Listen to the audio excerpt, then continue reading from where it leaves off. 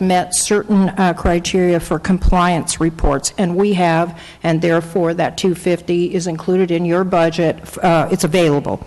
Under SB 341, we must initiate development on the real property that we hold by August of 2017.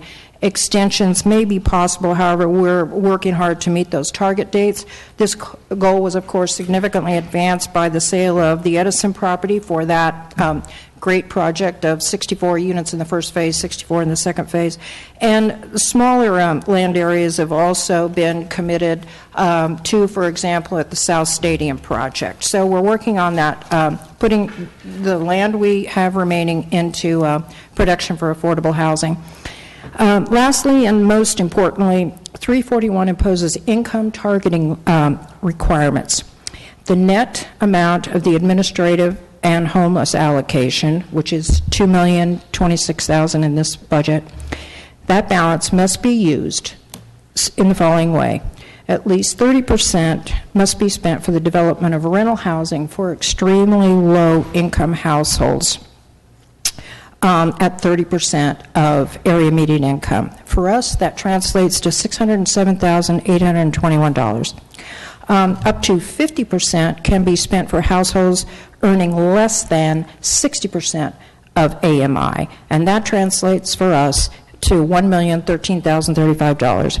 And no more than 20% can be spent for households earning between 60 and 80% of AMI. For us, that translates to $405,214.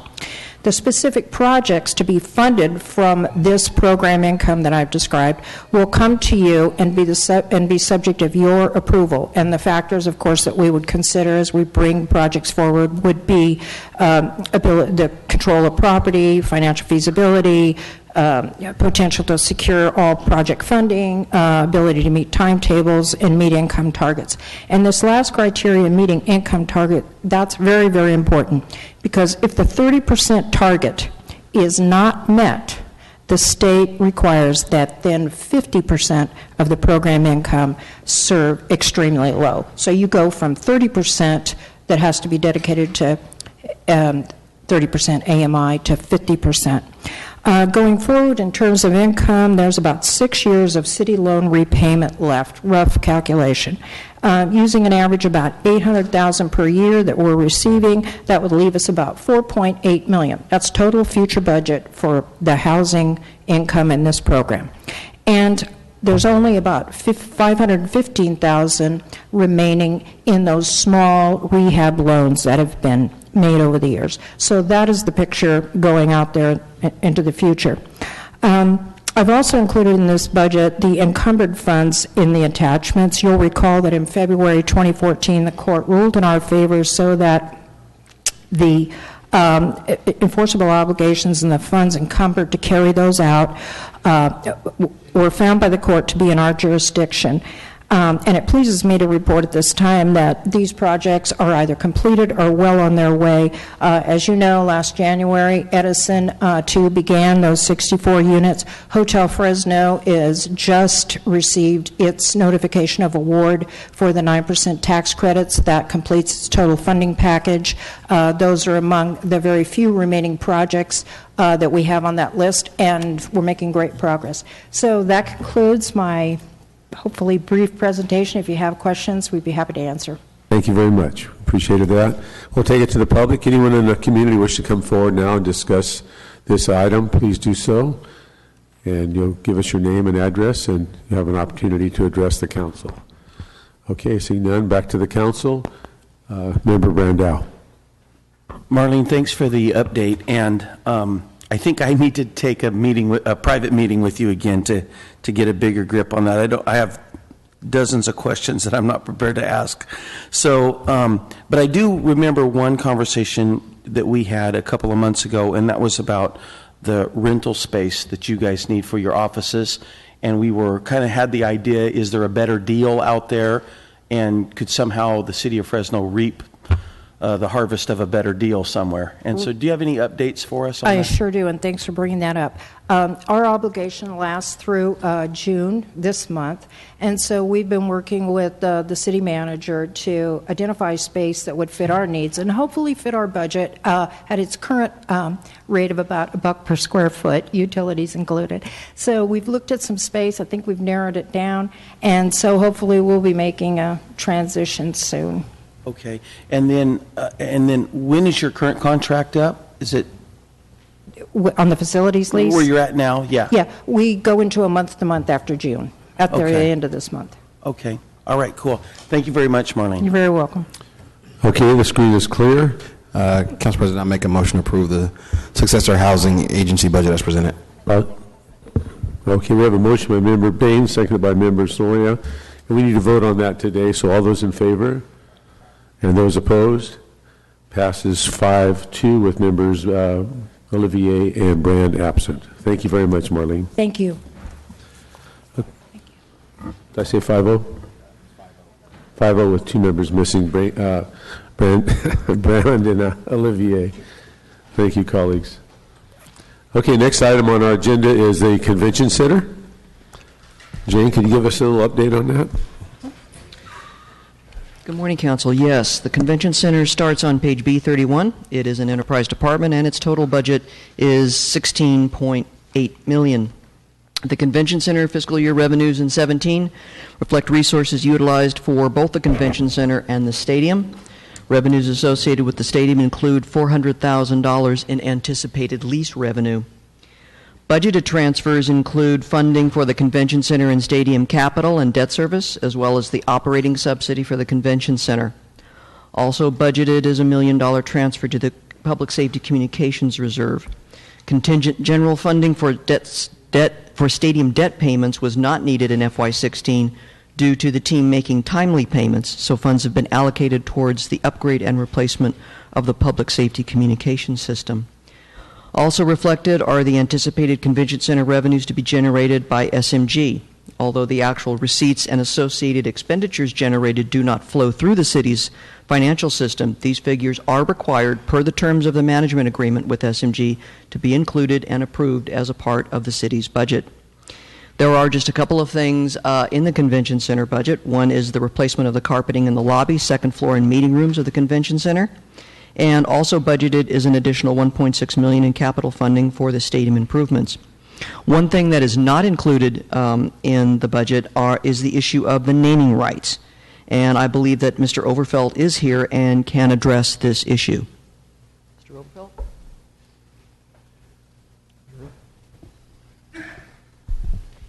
Thank you very much, Jane. Good morning, sir. Good to see you. Good to see you. Great to be here. Would you like to start with questions, or would you like me to give you a brief overview on the budget? Probably a brief overview. Okay.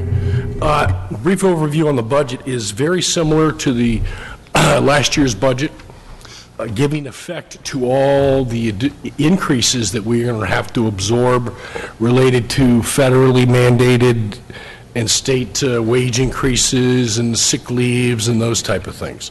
So the budgeted and the deficit that we're requesting is similar to what we used this year. That being said, we are projecting, based on the April financial statements, which I believe you all have, we're projecting improving upon that budgeted deficit by approximately $190,000 or 36%, what we're projecting right now. I'd also like to remind the council that in 2012, when I walked into Fresno, the deficit of these facilities was $2.4 million. We're projecting to end this fiscal year that we're still in at about $350,000, or an 86% decrease. Frankly, I'm very, very proud of my staff of what we've been able to accomplish over those periods of time. This year, we have also had an excellent year related to the co-promotion rental structure that was authorized by the council a couple of years ago, We're now projected to exceed $750,000. Those would be new revenues to this operation, and has helped us very substantially increase and address, as the city manager refers to, is deferred maintenance. We have performed, I think, well over $400,000 of deferred maintenance this year on major pieces of equipment in all the facilities. The air conditioning chillers and all those type of very, very expensive things to keep, basically, that you have to rebuild every so often. The APES fee account that we will be using in the future for these kind of capital repairs and improvements is about at $200,000. That we expect, frankly, to have $200,000 generated, at least $200,000 to $250,000 every year, that we can allocate to these kind of projects, bring it to the city manager and his staff, requesting their approval. The cash position of the operation is in such good shape that we will be able to replenish the working capital fund to $500,000. We will be able to replenish the co-promotion fund to $100,000, which will help me again in different ways attract more events to the facilities.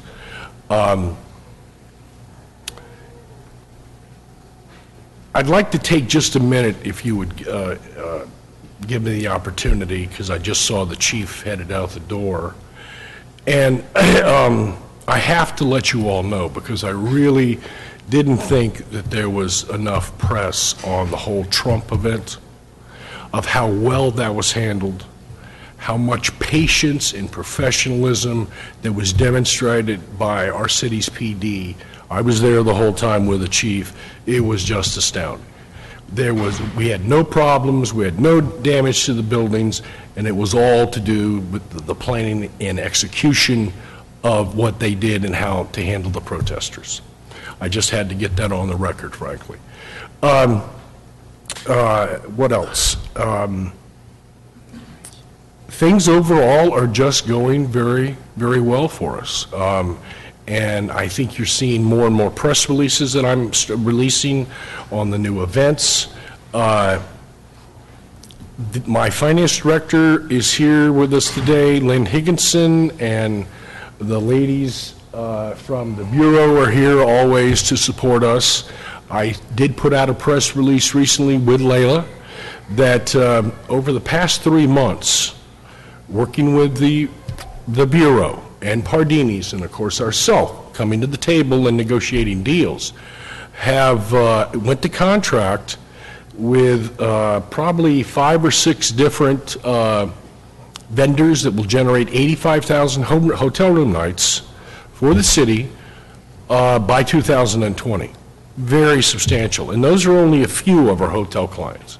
But we were able to get them into long-term deals out to 2020, and that's as far as I'm going right now, basically.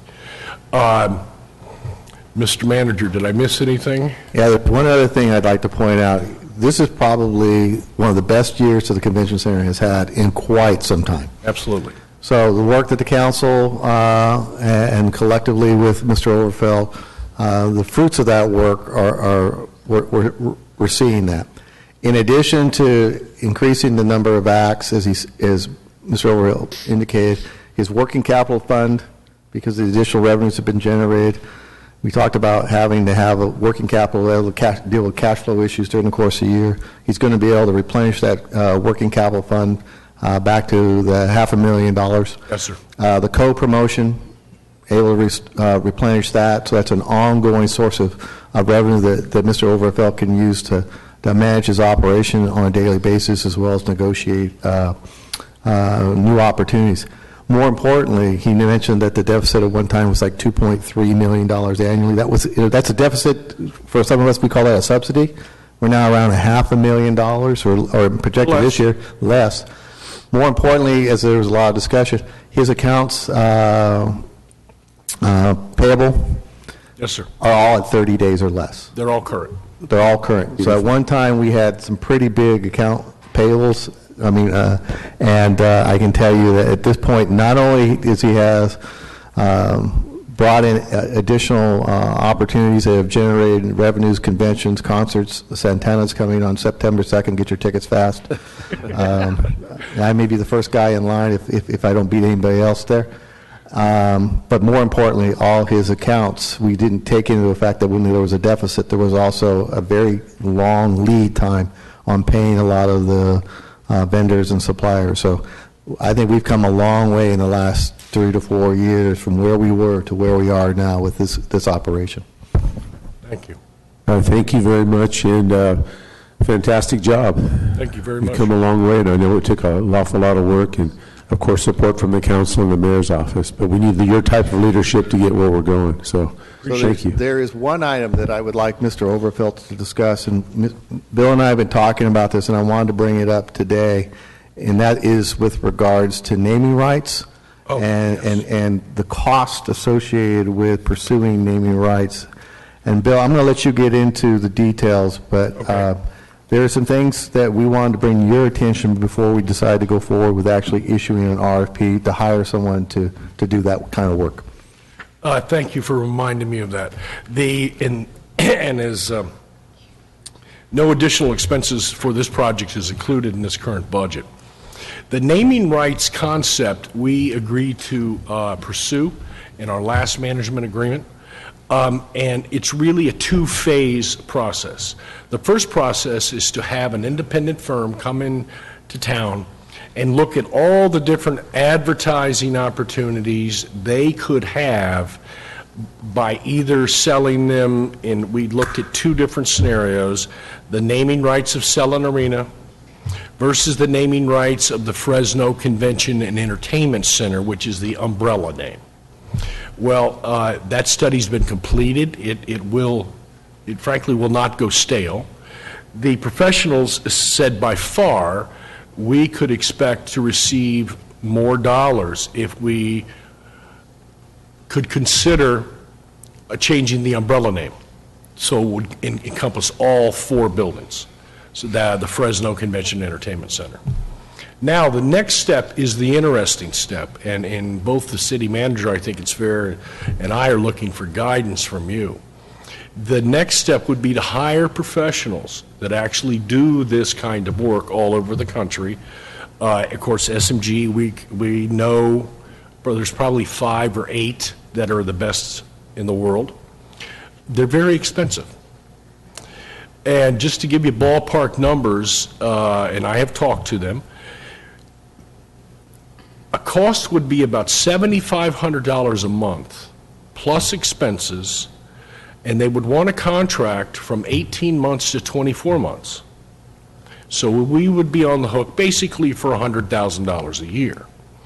Now, the heartburn from a businessman's standpoint is that there is no guarantees that they will be successful in obtaining a naming rights deal that we would accept or be happy with in terms of maybe who the vendor was or the dollars that might be put on the table.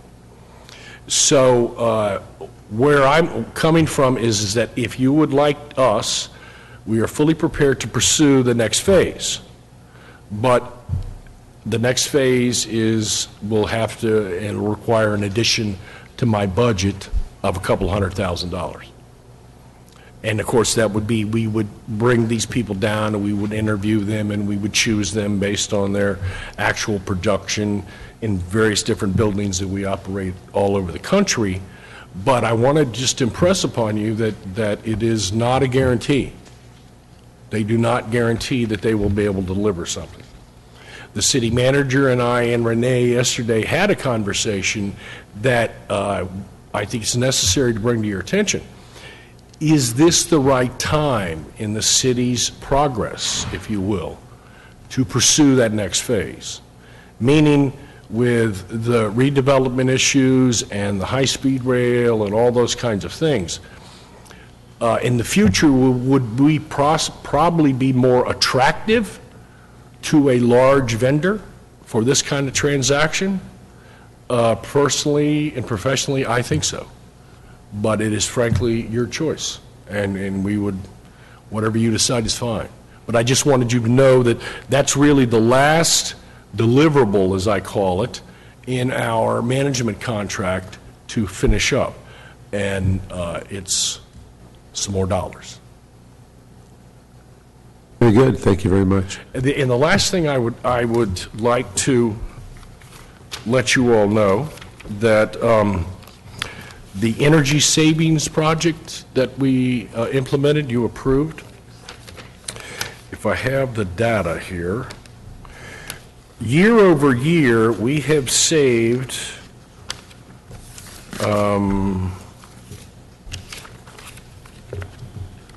just give me a second.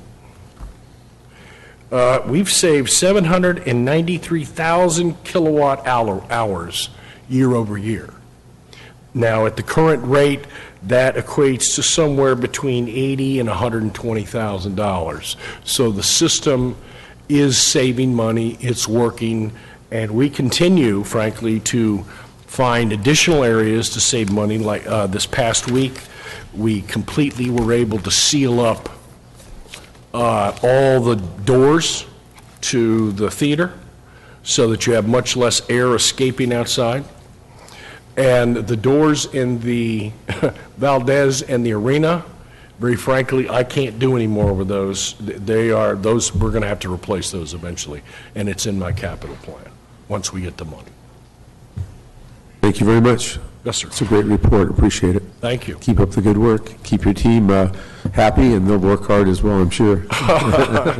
Thank you very much. All right, we'll come back to the dais, and Member Quintero. Morning. Great job on getting Santana, so I'll be calling for 2 tickets. Thank you. Wanted to, great turnaround, great turnaround over the years, as long as it's struggled, and I know a lot of that has to go to my colleague, Councilmember Brand, for working with you, and SMG on that, and just getting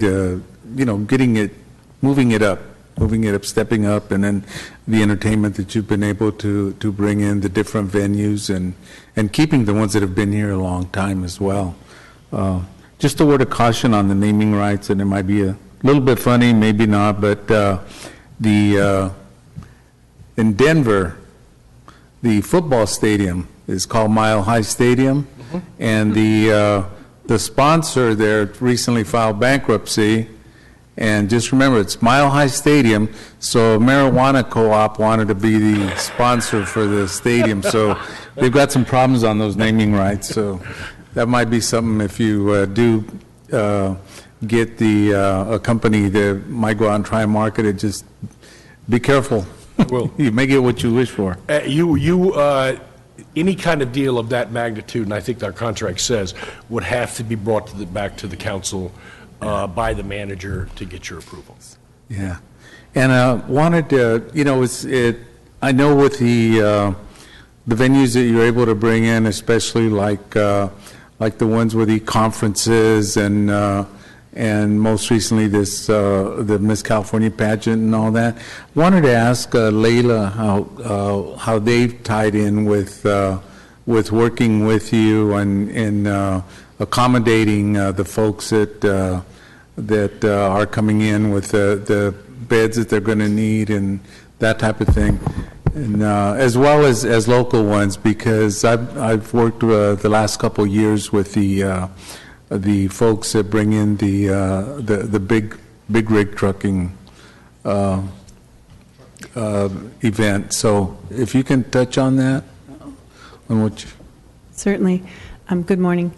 It takes a lot of us to put these events on and bring these events here, so we have a lot of partnerships. And for example, Monday morning we had our press conference for Miss California pageant coming in the end of this month, and it was Bill's team, our team, lots of volunteers. So with every event, that's how it is. I mean, we work with them for housing, putting them in hotels, setting up itineraries so people will want to come earlier and stay longer. But the relationship between the convention center staff and our staff is key, because we all, the clients depend on us to to get everything done. So we're working really well with everything, and I don't know if that answers your question, but we work with lots of local events. What type of budget do you work with? Our budget is $1.3 million. Okay. All right. And And we how many- promote the entire county, so Correct. Right. How many events did you work on for the convention center? How many bids? Yeah, how many, oh gosh. Events The that you majority work of our events are with the convention center, so. Okay. yeah, no, it's all Yeah, we right. Probably number at least 50. Yeah, I was going to say. Okay. Well, it's a great job. I know it's been a good partnership, and just wanted to commend you both on making it work, and I know it's going to get even better, so thank you very, very much. Thank you. Member Brand, it's your opportunity. Hi, Bill. It was back in 2012, Yes, sir. Finance and Audit Committee, Yes, sir. somewhat contentious meeting. But as painful as it Professional. was, it was really productive. And I appreciate your cooperation during the entire process, and the city manager too, that we identified, an operation that was being neglected by the city, was absorbing millions of dollars in losses. I remember, too, going back to 1996, $12 million, 898, $32 million, 2004, $52 million, 2006, $19 million, 2008, $25 million, all bond issuances for improvements at the convention center, which in my opinion, in some cases where, once Save Mart was out there and Indian casinos were going on, were questionable. And that's that huge debt that we have right now, about $6 million a year, that we can't do anything about. We've looked at refunding opportunities. I don't believe, Jane, there's any refunding opportunities on any of the lease revenue bonds at the deal. So we worked around that, and going back to the items that we talked about at the time, I remember on the accounts payable ledger over $1.5 million, including $1 million from PG&E. Remember that? Yes. Back in 2012? I do. So one of our recommendations was to hire an independent auditor, energy auditor, to do an audit of the center that we hired, and he recommended an LED lighting conversion, like about $700,000 or so, I forgot. About a little that over you 9. guys, SMG financed, thank you. And to my knowledge, that is saving about $500,000 a year, because I looked at the accounts payable, and we don't owe PG&E any money. No, we don't. We've kept that current since, Councilman, very frankly, and let me just offer you this credit. Back in those days when the city was in the financial straits it was, through your committee, you made me realize, and my staff and my company, we had to basically come up with a completely different business model to be able to try to meet your expectations, which we did, basically. There is business. I remember you saying that, maybe you need to look at, is there business that's really profitable for you? And there's business that we don't do anymore, that we did historically for years. But when you put a pencil to it and you look at things like electrical costs and those kind of things, it wasn't worth the exposure, and in some ways they were actually being subsidized. I have taken all those away.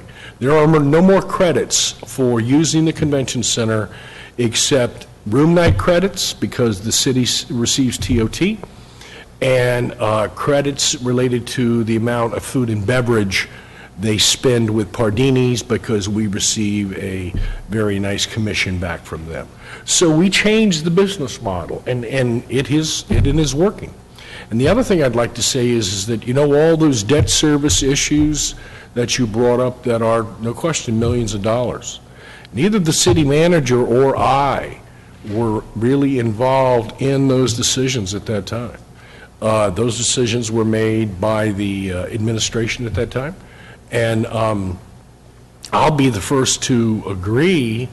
For instance, I guess, Bruce, correct me if I'm wrong, we probably spent $8 or $9 million in the arena because we were going to get into the hockey with the Falcons and all those kind of things. That was a long-term bond issue. Yeah. They played 16 games, and I got a call from the city manager at that time to come down and turn off the ice machine. They were bankrupt. So those kinds of things that we will have to obviously work through over time. But yes, and the other thing I think should be said, and I fully agree with the city manager on this because I've been involved with city governments for many, many years.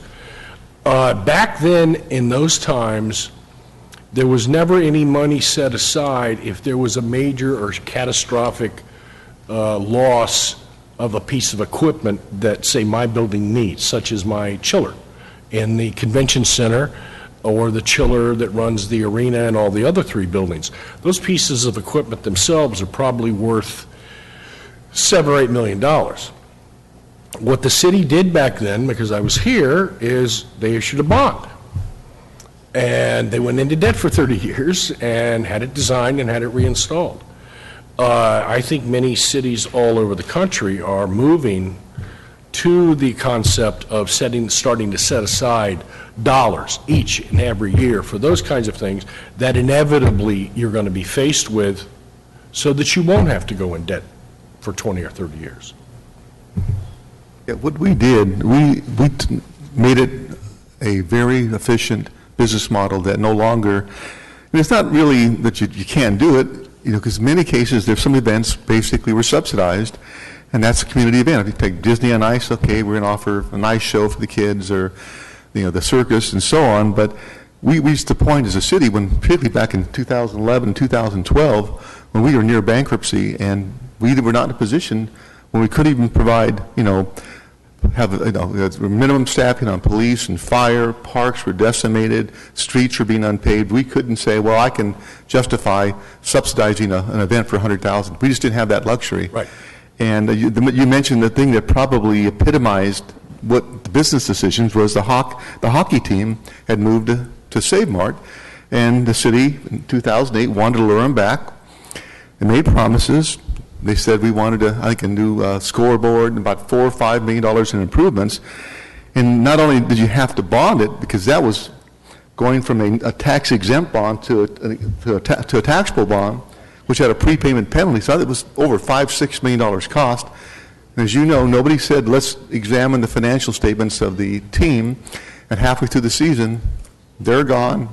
We got a $6 million, 20 years to go on a bond payment. And that nothing else changed dramatically.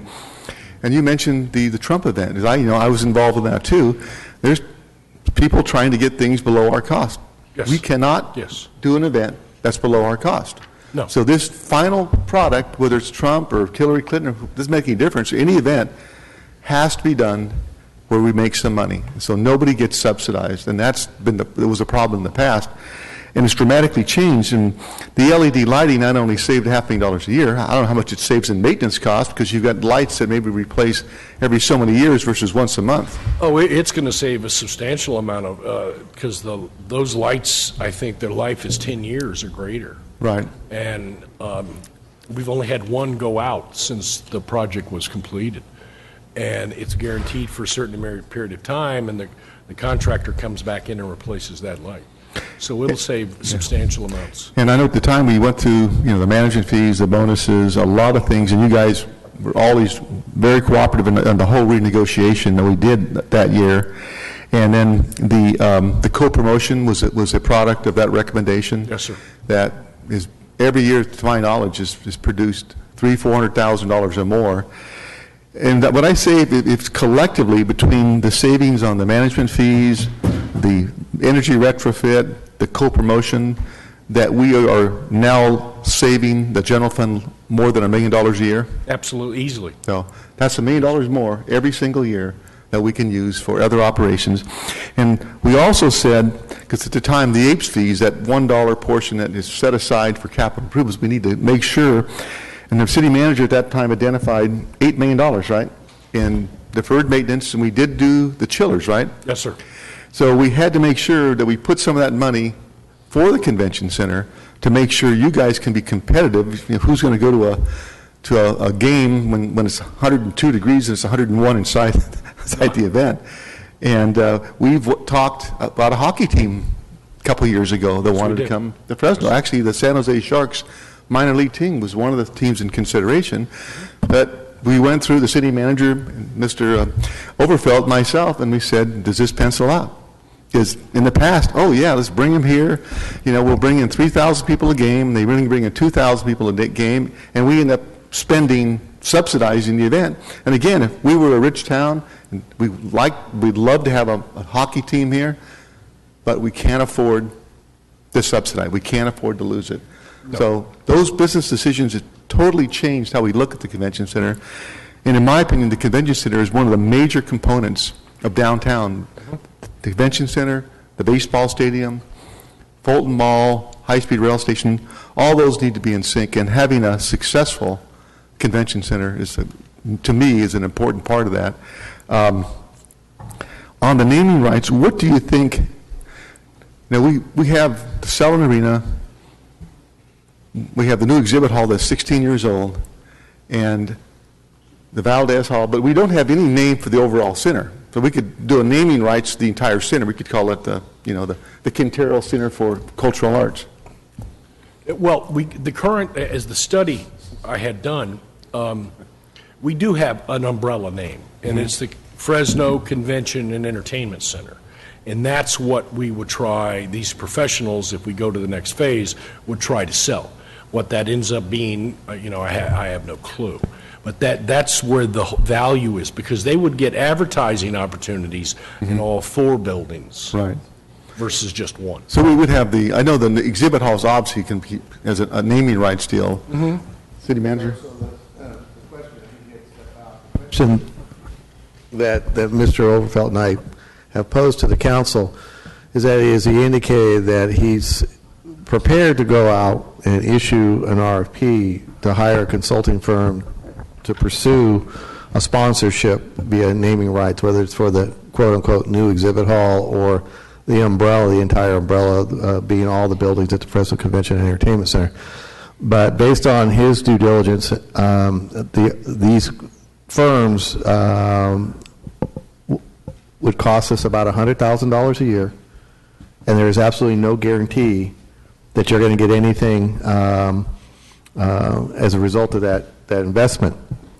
And the question is this a good time? Given that revitalization is beginning to catch its momentum, we have the construction of the high-speed rail station coming on within the next 4 years. And do you go out now, or do you wait another year or so in order to some of these things to come closer to reality or come to fruition? And because at that point in time, the value of the naming rights for the facility would then also go up.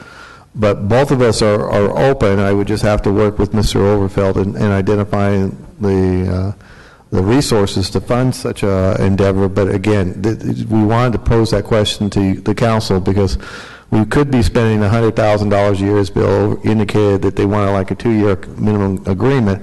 So you'll spend $100,000 a year or $200,000 on a contract, and there is no guarantee that we will get anything, or what we do get isn't something that is, from a financial standpoint or for other considerations, not something that we want to do. Well, there's a direct relationship, obviously, between the activity at the convention center and the number of people going to the turnstiles and the value of the naming rights. And I think that has improved dramatically since we had that discussion back 2-3 years ago. To me, I think it's worth the investment, the risk, $100,000 because I believe there's probably a potential up to $500,000 a year on naming rights, particularly with a uptick on the economy and the activities going on with the south end of the Fulton Mall and the stadium. Do you need a budget motion then? Is it not in the budget for that? So I make a motion that we would put $100,000 aside for an RFP to hire a consultant to endeavor to find naming rights, which I believe will be, there's no guarantees in anything, but I think it's a worthwhile investment to potentially have $500,000 of ongoing revenue stream. a general fund that every time we look at every single department, everything needs more money. So this is just piece by piece. We saved $1 million a couple of years ago. Maybe this is another $500,000. We do other things. We will find ways to make this city, a quality city, from our parks and trails to streetlights, curbs, gutters, and police, fire, all those things. So that's my motion, and I'm done. Thank you. And thank you, Mr. Overfeld. Well, motion by One more Mem- thing. I want to thank Layla and what she's doing to CVB, because one of the recommendations, too, was there was a lost connection between the CVB who had actually physically left the convention center Yes. and now has a person, right, one assigned, that specifically focuses on events at the convention center. That's correct. And just so you're aware, that gentleman is meeting the goals we established for room night production of new business. Right. For the buildings. Yeah. Okay, thank you. Okay, we had a motion by Member Brand and seconded by, for the record, seconded by Member Brandow. And has anybody addressed the $100,000 funding source for this adventure? My money's going right to District 4, sorry. Anyway, next up is Member Brandow. Thank you, Council President. Bill, the city manager and Councilman Brand have both said a lot of stuff, so I'm just going to say also, I remember those days just a couple years ago when it just looked like we were in a state of free fall at the convention center. Now I'm probably oversimplifying that, but a great comeback, let me just say that. And I want our citizens that are listening to know that we're on it, that we're on it. A lot of times they don't understand the dynamics of exactly how far gone we were compared to where we are today. So kudos, and I do include all of the partnerships that operate to make the convention center successful. Hannah, the city manager mentioned a record year this last year for the convention center, and you probably went over it, but could you briefly tell me how did we get to a record year? What did... Very simply, the deficit you approved in my budget for this year that we're still in, we're ending now, was $527,000. It appears our latest projections on the April financial statements are we will save or improve upon that budget by about really $190,000. Right. And that has been through simply generating additional revenues and controlling the expenses. Perfect. Well, again, good job. I hopefully, as a record year, it creates a new baseline for us that we can, that we can move forward on. I appreciate that. I was looking at on page B32 of the budget.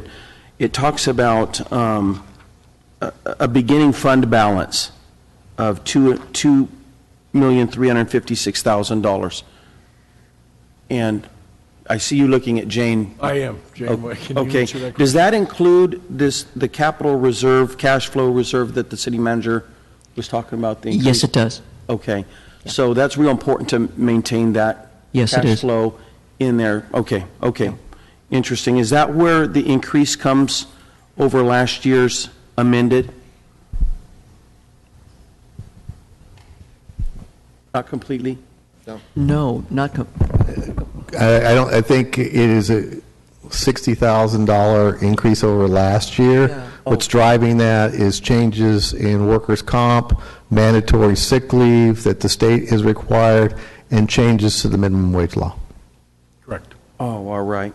Okay. Oh, yeah. Well, you lead into another question that I had. In the budget, when you talk about expenditures, there's about $54,000 additional for personnel costs. Is that directly related to increase in minimum wage? It is, yes, it is. And it is also, I would like to disclose, I need another event manager. Frankly, I am juggling my event managers work so many hours, and I'm going to have to juggle the whole overtime issue that is being mandated, and it appears I need another body there, basically. And then also, I need an accounting coordinator bookkeeper type to assist my finance department. Right now, we have been operating all 4 buildings with my finance director, Lynn Higginson, Lynn, and one other accountant. And it has just become overwhelming with the amount of new governmental regulations and new governmental reporting. And of course, we have to keep up with the reporting that's required under our contract with you. And it's just, it's frankly getting ridiculous.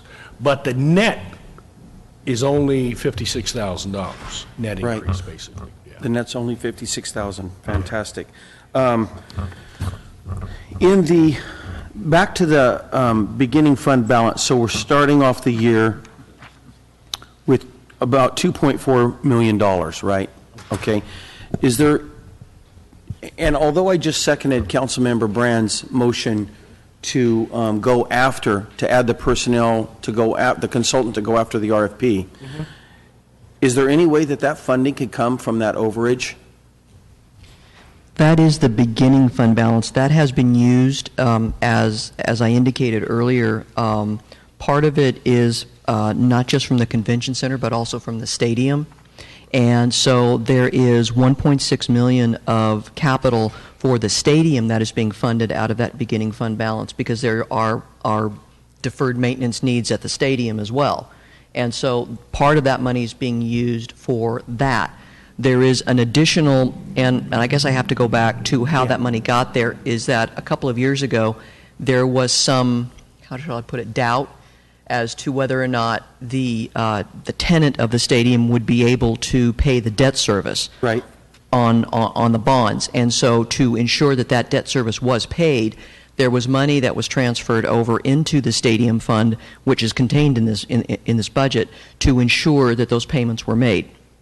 Well, subsequent to that, I guess the tenant now has begun to pay a portion of that debt service, and so there is some money that is in there that, technically speaking, is available to apply towards the infrastructure that is necessary at the stadium, because that is a 16-year-old facility that has some infrastructure needs that need to be addressed.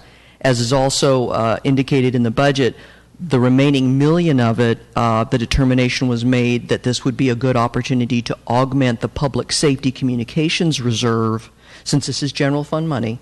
And the public safety communication study, I believe, is almost done, or is done, and that will be a multi-million-dollar upgrade and overhaul of that system. And currently, we only have about $800,000 in that reserve, which will be inadequate for replacing that system. So the decision was made to move that $1 million into that reserve to help to build that reserve when that study eventually comes back to council, and the results are known as far as what upgrades are necessary for police and fire. So that public safety study is contained inside? No, that study was done this year in 16, and you funded that study in 16. But what it's going to come back with is the results of that study and what upgrades are necessary to that system for police and fire. And those upgrades, I suspect, will be in the millions of dollars, because the system is at least a decade out of date. And so what you did last year was you put $825,000 into the reserve to begin to put away money towards the eventual payment or purchase of that system. Okay. But that will not be enough to Sure. purchase that whole system.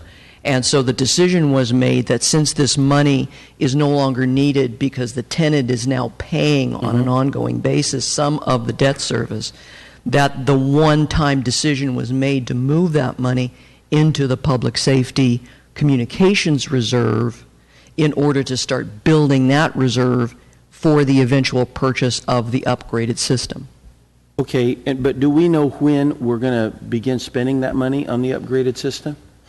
So the chief just got the assessment, the initial assessment. I haven't seen it yet. It's that new. I'm supposed to see it in the next week or so. We'll be presenting that information to council probably sometime in July. but it will give us an idea of what a replacement, I don't know if I'd call it an upgrade. It's going to probably be a complete replacement of the public safety communication system. But as Jane pointed out, we're talking most likely millions of dollars to fund that. Yeah. But we'll have a number I get that. for you in a presentation sometime in July.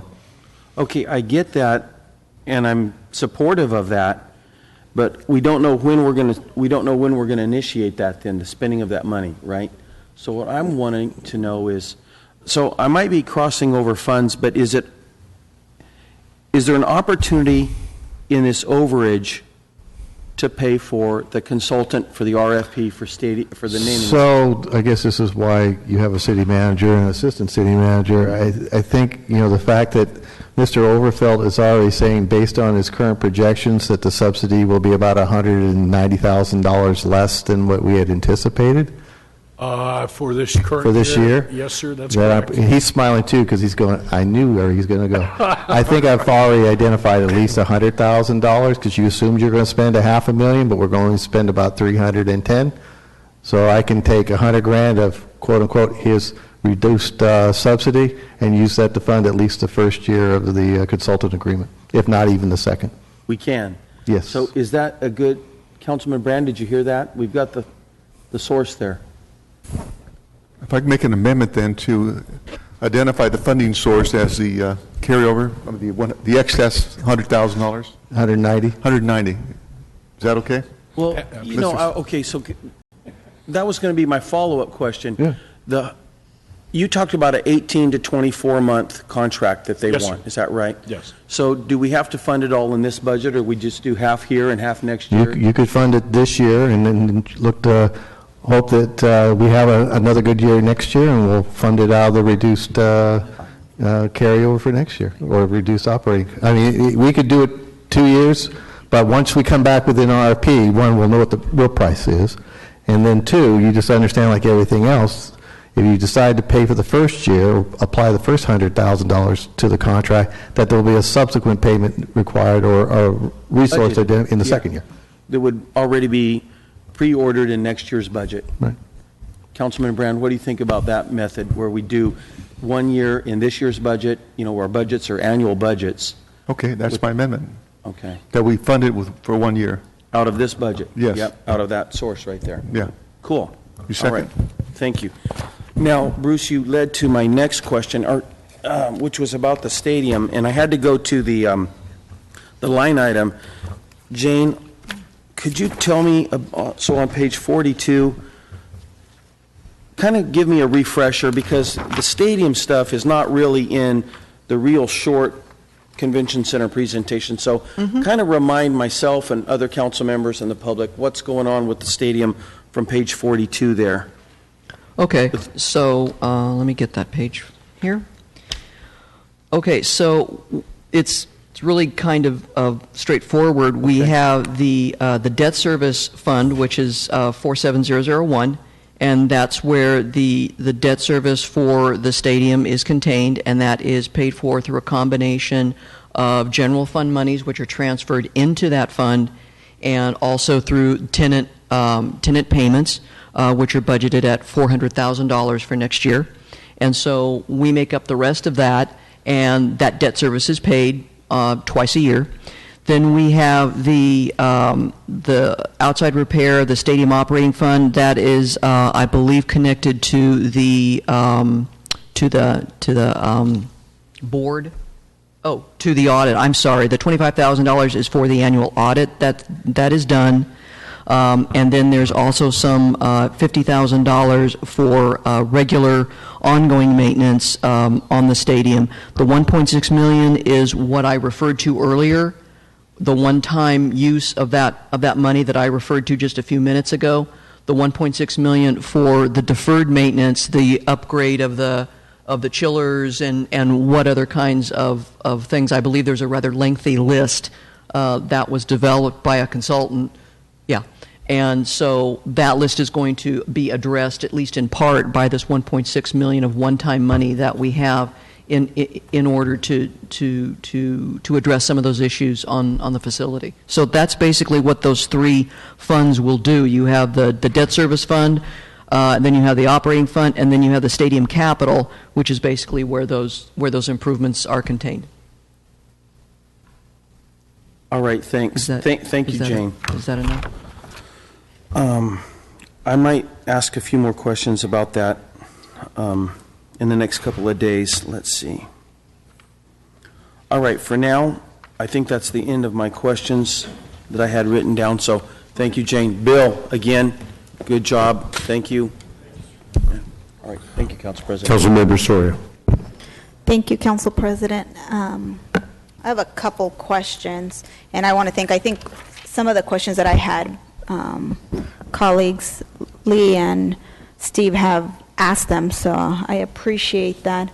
Appreciate the motion. I think that I agree that if there's an opportunity to look at naming rights, that's important, but looking at the budget and the fact that there seems to be a trend that every year there's at least at minimum more than 100,000 in the beginning fund balance, I think it's a good way, a conservative really approach to looking at how we can budget for that specific consultant, and staying also maybe looking at a year to year to see how that goes. So we'll be supportive of that. The other question I had, and maybe you can answer this, Bill. I'm going to start with just some general questions. Do you guys have a plan? I know that every month, and I appreciate the reports sent by Layla on a regular basis, kind of informing us of what's happening.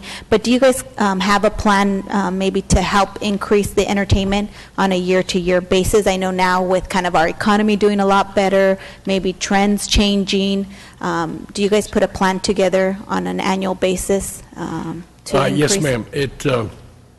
I would lead you to the budget submittal that I do as a requirement to the city manager and the budget department. We do have a plan, and it is, to give you the best way I can explain it, because of the timing of the preparation of the budget, my budget currently contains a projection that we will do, for instance, I think it's 206 events next year in all the buildings. Yet, only 67% of that 206 has yet to be found in contract. So we put together a sales and marketing plan of how we're going to do that. And what we've been recently successful in is I'm very hot on, frankly, trying to find promoters, and we have been successful in identifying so that we can service the different demographics in our city. I have went into a multi-year contract for Latin events. I went into a multi-year contract with the ranchero mariachi type of events, as well as the current Latin events. I now have a multi-year contract, meaning a multi-concert contract, with a promoter we've dealt with for years on oldie type of events, for lack of a better word. So that's one of our goals, is that we're negotiating. Some I co-promote, some, I don't always co-promote every show because I'm taking a risk when I do that. We do a lot of due diligence on each and every event that we're asked to co-promote. So yes, ma'am, we do have a sales and marketing plan, and it's really concentrated on, it's frankly similar to what Layla and the Bureau and I have done, is let's find these groups that are interested in coming to Fresno, and that in the entertainment side can serve all the demographic groups in the city. And let's try to do multi-year contracts with them. So in other words, the more business they do with us, the more incentive I have to rebate them some money or give them a share of the food and beverage and those kinds of things. And we've been successful doing that. Perfect. And so you mentioned that you submit that as part of your request for the budget every year? Yes, ma'am. I do an executive summary of the budget that you can read all these different things. And also I'd like to bring to your attention, the manager and I was just talking about, every monthly statement, I issue a report on a monthly basis to all of you, and I purposely prepare an executive summary that I would appreciate if you would read, because it gives you the highlights and how the month looked and where we're headed in the future and those kind of things. And I try to give you relevant but high-level information so you understand where we're headed. Perfect. And then, I don't know if it's possible, I know that you've submitted to Budget or Finance and the administration, if we could also get a copy of what they've submitted, just so that we can get a sense of what that overview is for Absolutely. the next year. I'd appreciate that. Couple questions in terms of the numbers. I know that Steve asked some good questions, but just for my understanding in terms of the sources of funding, for the funding source, there's a transfer number, and I just want to know, what are those? Can you explain what a transfer number or the source of funding? Yeah, the transfer number that is on page B32, is that the one that you're referring Yes. to? Okay, that's the $9 million. What that is that's comprised of the operating transfer that's been referred to numerous times, our general fund support of that. Then there's the debt service transfers for both Convention Center and the stadium. For Convention Center, for the 3 different bonds that we have to pay, that's about $5.4 million that has to be transferred. And then we have the stadium debt service, and we will transfer over about $3.4 million for that. Then we have the stadium contractual capital. That's the $50,000 that you saw in that fund that Councilmember Brandow referred to just a few minutes ago. And then we have the transfer from and the transfer that I referred to, which was a transfer from the stadium capital to the public safety reserve. And so that's what makes up that the $9 million transfer.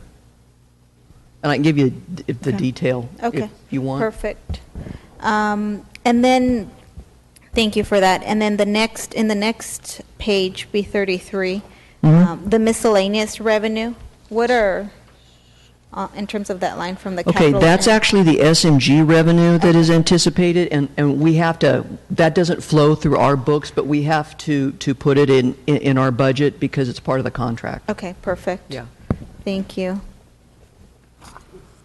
And I guess in terms of the stadium allocation, I know that there's a 1.6, and you mentioned just briefly some of those improvements. Can we get an actual list of what you guys are looking to do, Sure. the improvements for the 1.6 million? Sure. And just, I know that there was a comprehensive list of the entire deferred maintenance. I guess, can I get those too? I think we've received it before, but if you guys can send both, that would be great. For the stadium? Or? Yeah, for the sure. stadium and, Okay. So we have, as we've done before, we've done a facilities assessment on the stadium, so we'll provide that to you. Just make sure you had some aspirin. Because so how much would the 1.6 million tackle?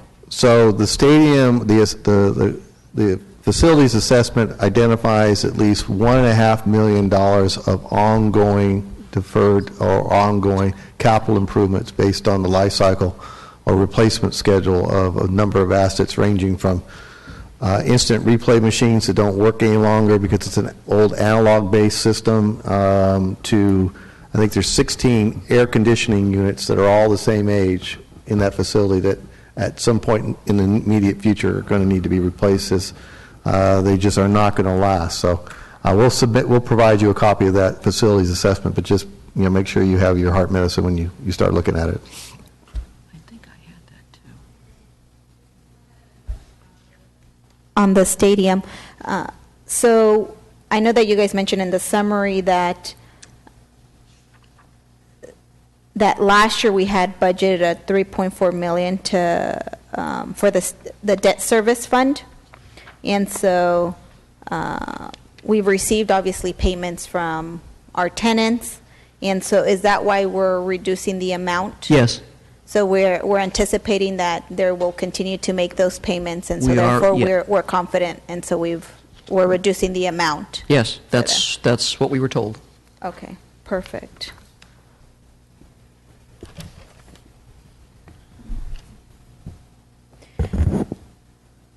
have a question regarding the 500,000 that we allocated last year for carpet replacement. So that project hasn't been done yet?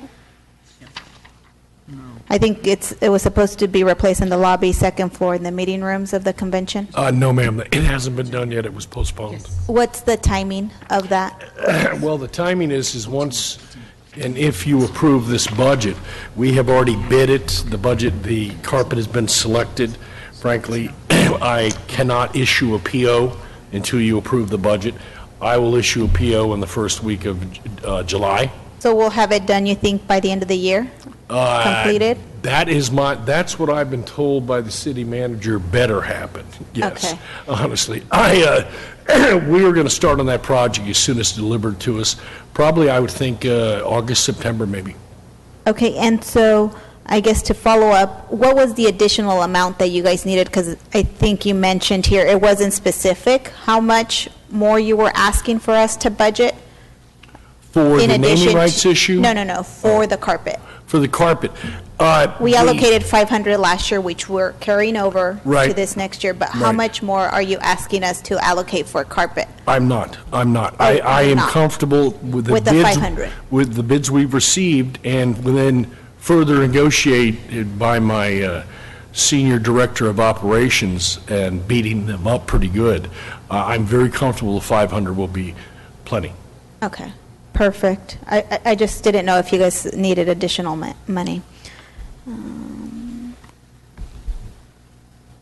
And then lastly, I know that my council colleague talked a little bit about the ice hockey and a little bit of the history.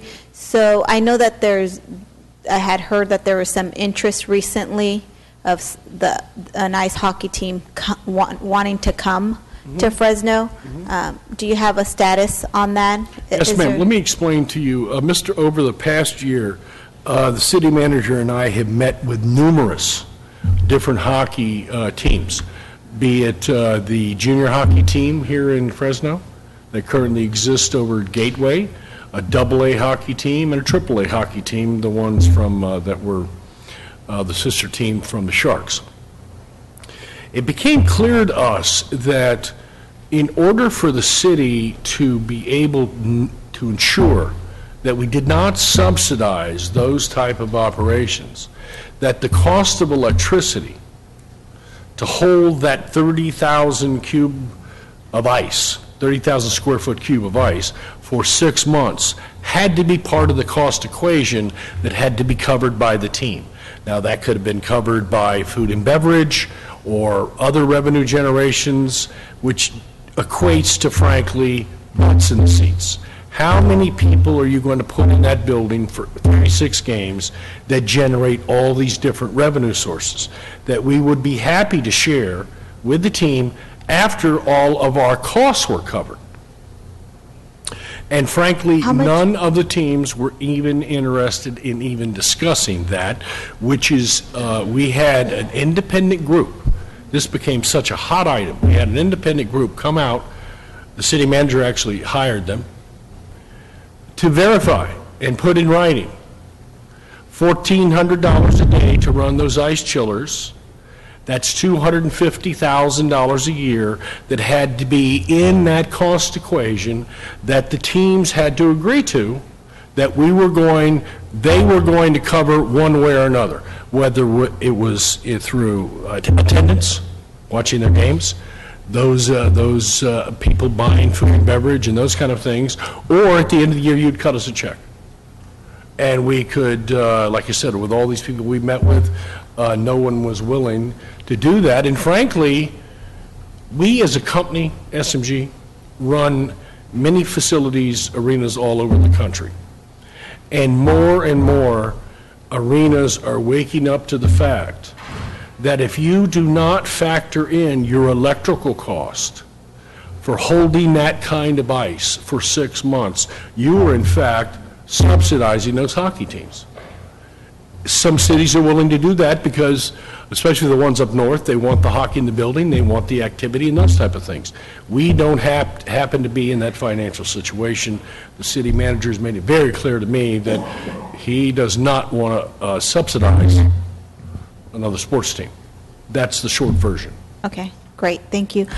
Just one last question. I know that you guys also work with the Save Mart Center, correct? Yes, ma'am. And so in regards to how you guys put your entertainment plan for the city, how do you guys pick and choose where you guys are, what facility you guys will use for the artists or the different concerts? I am truly glad that you asked that question. We do not. We do not. Steve Tadlock is the general manager of the Save Mart. His contract is with the college, or I think the Bulldog Foundation. Has a completely separate team that runs that big, giant arena. I have my staff, my contract, of course, is with you, with the city of Fresno. The synergy that exists, and I don't think, frankly, a lot of people understand that, is that Steve and I probably talk every day, every other day. What do you know about's coming that I might be able to put in my building? What do I know? If a presenter, or for instance, the two largest promoters in the world, which are Live Nation and AEG, call Steve and say, hey, and by the way, I'd like to put on the record, thank you very much, Mr. Tadlock, for Santana. Live Nation called, we want to bring Santana to Fresno. I don't have the date. He looks at my calendar and says, Bill has the date. Let's do it over there. And that's how we got Santana. I cut that deal with Live Nation in probably a half an hour, and we're off and running. Now, Mr. Tadlock, unfortunately, has a volleyball game that day. He's really has to deal with this, I think it's the Title IX. He'll have 300 people in the building, and we will sell out. That's the kind of synergy and relationship that goes on between the two general managers and the two buildings, and that is a very, very high priority for my corporate office, that we have that kind of relationship. And if you had another operator, it would not work that way. A Live Nation event would not go into an AEG building, for instance. They would not go out of their way. Why should they? That's the largest competitor. And the other thing I'd like to impress upon you is that we as building operators do not decide where the concerts go.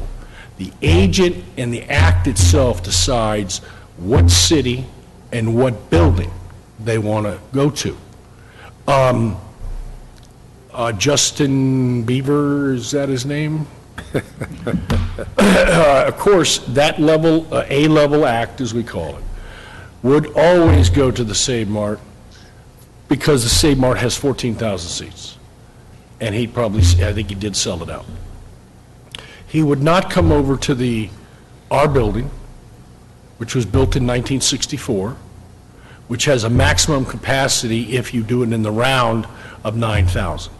There's too much money to be left on the table for those large type acts to come to our building.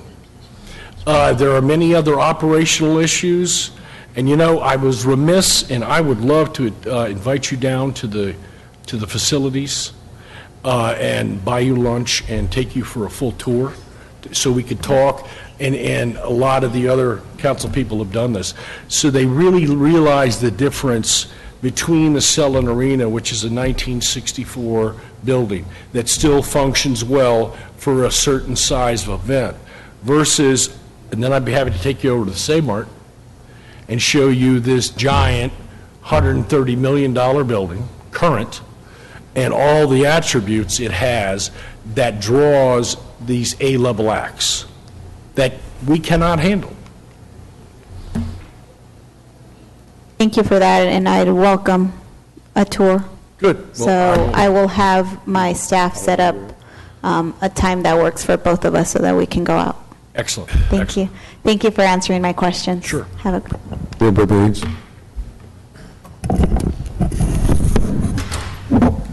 Thank you, Council President. Hey, Bill, how are you? Good, sir. Good. Great line of questioning today, great information. So I'm going to take a slightly different route because, quite frankly, any question I could have ever thought about asking my colleagues have beat me to it anyway. But I'm curious about the energy costs. You know, you talked about it a moment ago when we were referring to the hockey scenario. You kind of opened up with that with some of the energy savings and what have you. So I'm curious as to why we don't have solar. Sir, I can't answer that. The best I know is that years ago, when we were talking about solar. At the time, there was a contemplation that solar would be put on the top of the arena, especially because it's so large and flat, as well as Valdez Hall. In the interim, the city spent millions of dollars replacing the roofs on all those buildings because it was time. They were leaking and those kind of things. So then back came the solar issue. And apparently there was a major concern with the facilities department of the city of penetrating those new roofs and invalidating the warranties on the roofs. So frankly, it just backed off from then, and we ended up then with the solar array that's in part of the parking lot now that actually serves the parking lot. Yeah. That's the history I know. Okay. So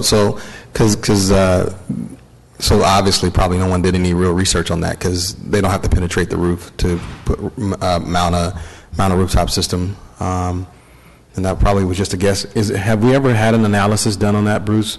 Because, I mean, if we're talking about how to, you know, electricity is a cost that we can control to some degree. And I know it's a substantial one. What's your average? What's our average energy? $900,000 a year. Yeah, so you're talking about almost $1 million a year, and this is after we've gone in and done a lot of the upgrades. Yes, sir. So, but remember, it was of course I was less than pleased as was the city manager. By the time we got the project finished, PG&E increased the rates 10%. Well, that's what they do. that's part of the thing. So it's okay. I get it. I understand. But I'm just wondering. Let me. I'll give PG&E a call because I've worked with Ann Cluse on doing these assessments. It was very instrumental in the assessment that we conducted that identified the LED lights, changing the way that we control the temperature within the buildings and the way that isolate the buildings. I won't even get into the stories about how we used to do that. And let me have her just, we'll do an initial assessment of how big a solar array we would need and then what the return on investment is. And then once we get that, we can get into the technicals of where it has to be bolted to. Well, let me suggest that PG&E is not the entity to do that assessment for you. Okay. Okay. So if you have a name of somebody that you would recommend, I'd be happy to work with you on an initial assessment. It's funny enough that it's not that difficult to do an initial assessment. I wouldn't recommend that it be PG&E per se that be the one to give you the size of the system and what have you. But I would be happy to have a consultant very quickly, and I'm talking really just a few days. I mean, I'm assuming we have all of our bills, and this is an analysis that can be done in probably a week or so. Sure. Well, maybe longer depending on what our demand charges are. I don't know how our demand charges look. That may take a couple extra weeks if we are talking about a battery system. But I would absolutely suggest that we get that analysis done. And Bruce, we'll chat a little bit after, and I'll get you in contact with someone because I think we could just, if our bill's $900,000 a year with the right system, I mean, you're talking about potentially saving 60-70% on your energy costs, which again goes to bring down that subsidy that we have on the general fund, and most of these arrays can be installed with zero out-of-pocket cost to us at all. I mean, it's just that kind of energy reduction. Frankly, the way the operation is currently going, we would be positive. You would no longer be subsidizing. I suspect so. No, and that was why I brought it up, is because we're so close, in my opinion. A couple of years ago, Councilmember Brand really gave us great historical context of kind of where we've come the last couple of years and where we are now. And we're almost at the last couple of bucks that's hard to, where do you find it at? How do you get rid of it? Well, I think we can really look at that. So that was my first thing, and I'll work with you and Bruce maybe to at least get the initial analysis done. The other thing is I wanted to talk about the naming rights. I'm certainly supportive of Councilmember Brand's motion. We've kind of been talking about this back and forth for a couple of years, but I do have a couple of questions that potentially could be concerns. How long typically would we enter into a contract for a naming rights agreement? The consultants that I've talked to, they would look for a minimum of 10 years. Okay, that's a minimum of 10 years. Okay, and let me just say this. You brought up, I think, when you were meeting with Bruce and Renee, I think the timing is actually the perfect question to ask. And I'm glad that we're asking it, because 5, 6, 7, 8, 9 years from now, potentially our city will look and feel a lot different than it does now, which means that a naming rights opportunity could be more valuable, than would be, say, if we sign today. So I think that the timing question is perfect. I'm going to be really, and I would not be an advocate of a long-term contract. Let me just say that, because I do think that 10 years from now we probably would be able to command more. And while I know we could probably get a half $500,000 a year, what have you, right now, I certainly wouldn't want to be locked into that for 20 years. When after you drop a high-speed rail station in here, or after the work at Fulton Mall is completed, and and the south end of the mall is done, and the stadium and all of that, I just think we're going to look a lot different, and quite frankly, possibly command more. So, I'm supportive of the motion. I would just put that on the front of your mind. Sounds like you guys are already thinking about it, but I want to make sure that we don't get locked in too long. Once we make a selection, those type of parameters, basically, we would set and give. That would be the direction we gave to the consultant we hired. Sure. Yeah. No, I get it, and I appreciate that, because I know you guys came here today at least seeking that first high-level direction. So what you should be looking for when you go out to bid, and what you should be communicating to the potential bidder. So I wanted to make sure we're communicating that. I don't believe we'll need to be in the term for a long-term contract. So anyway, those are my thoughts for today. Thank you. I join with my colleagues in celebrating how well the rebound that we have for our convention center operations. I know Steve's right. Just a few years back, it was really, really tough, and we were contemplating some very different direction and decisions back then than we are today. So congratulations on the turnaround, and we certainly look forward to continued success. Thank you very much. Member Brown. This is for the city manager. In this budget includes the baseball stadium. Okay. The point of clarification, the current bond payment is $3.4 million a year? That's correct. Okay. Now, we're getting roughly, with the debits and credits, about $750,000 on the rent, correct? And net? Yeah. Right. Yeah. So the net loss, or the net cost of the bond is roughly about 2.7 million? Correct. Is that a state figure? Mm-hmm. Okay. So it was originally projected not to cost more than $600,000, but it's costing well over $2 million. Okay. I also looked at the audits for the past 6 years, because in 2009 we said, as a condition of the negotiations, each year we would get a copy of an independent audit performed for the baseball operations. And for the years 2010 through 2015, the average loss per year, including collecting $1 million naming rights, was $1.1 million. Yes. And just to clarify, city manager, the current year, the loss was $1.3 million? Yes. Okay. Yes. So I know there's been talk about what's the equitable rate on the lease. If a team is losing over $1 million a year, it hardly make any sense to increase the rent. Would that be a safe? That's Okay. And What is the current amount of money owed by the team to the city of Fresno? As of June 1st, they, excuse me, as of June 1st, they owe us $1,339,000. Okay.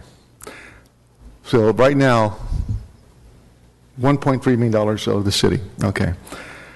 And, okay, that's enough. So that's something we're going to have to resolve in the future. Right. That's all I'm going to say for right now, but I want to let, we are still struggling, to make this financially viable, but, it's obvious based on the operations that it doesn't make a lot of sense. And I know they're trying to find a new buyer, and that's going to probably factor in as we go into the future. Okay, that's all. Thank you. Thank you. Let me add, which is why we haven't brought hockey back yet, for the same reason. We don't want to be sitting here 2 years from now subsidizing another semi-professional sports team. And as Mr. Overfeld indicated, we went to extensive testing of the electrical loads, 2 independent tests, and it all comes back to the same thing. That was before the rates went up. We're looking at about $1,500 a day just to hold the ice. So, again, when we go forward with these in the future, this is how that business model then could have been applied, maybe been a different approach than we did when we built the size of the stadium. Maybe if we didn't build as big of a stadium, the numbers would have penciled out a little bit differently than they do today. So let me just add that we have a first-class stadium. There's no question about that. The question never was it a great stadium, was it a great amenity? The question was, the business model was never done properly, and the debate was never, are you willing to pay $3.4 million a year? It was, are you willing to pay $500,000 a year or $600,000 a year? So it is what it is, and we have to make the best of it. But we need to know, with our eyes wide open in the future when we do these things, that they've got to be done properly. And so there's a transparency out there and a realistic assessment of what the obligation is. And so if the public knows it's going to be $1 million or $3 million, and that's the prevailing mood, then we go with both eyes open. Thank you. Member Brandau. Well, I just had a follow-up question. So, City Manager, if the bond payment's $3.4 million a year and we get $750,000 from rent, is the remainder all from the general fund? It's all general fund money. Okay. So, I mean, really, people just need to realize that when it comes down to all the different debates we have on this dais, when it impacting this budget. This impacts parks, it impacts, yesterday we had a talk with our police department and all the needs they have, including community service officers, which we have not been able to restore, personnel inside the police department we have not been able to restore. All of this continued back payment for that big project is coming out of all of the decisions, all the things that we need for our city. So it's all general fund money, the difference. All right, thank you. Thank you, Member Brandau. Let's take it out to the public. I forgot to do that at the outset. Is there any member of the public that wishes to speak on this issue? Now is your opportunity, so please come forward. Seeing none, back up here. Paul, can I just ask a question? Sure, I didn't see a punch up, sorry. So just on the same line of questions with the stadium, and I know that Lee just brought up or asked how much is owed. So the 1.3, when are they planning to pay that in terms of the delayed payments? They have been making payments of $40,000 a month, and they've stayed current with that. As you recall, we had a deferred plan for them, but that contract expired at the end of April. They've continued to make the $40,000 a year payments, but $40,000 a month payments. But there's been why is it that they're making just the $40,000 if that agreement ended in March? Have we looked at bringing it back to council? What is your guys' plan? Because if that agreement has expired, wouldn't the terms go back to the original terms, correct? That's correct, and that's what we've been billing them, invoicing them each month, is back to the original terms of the contract, which is $125,000 per month. But they've been only paying the $40,000? For the last 2 months, yes. Okay. So is that something that's going to be coming back to council? Do we need to have a discussion about extending that contract? I know that when that contract was brought to council, I don't know, that was some time ago now, because they are in the process of trying to solicit a new buyer. We thought that if we did these favorable terms, that maybe we would lure a new buyer. So do we have any plans? Can you guys give us an update on that? Well, as you indicated, that we were hearing the same thing you were hearing, that a new buyer was imminent. And if that doesn't come to some kind of resolution, I think within the next 30 to 45 days, then we'll be bringing back a recommendation for the agreement. In the meantime, we're looking at that the deficit continues to grow because they were, this agreement had a very short clock, and even during that agreement, there was a portion of rent that was being deferred for later on. So probably within the next 30 to 45 days, we'll work with the city attorney on a recommended approach as far as another either extension or an amendment to the existing agreement.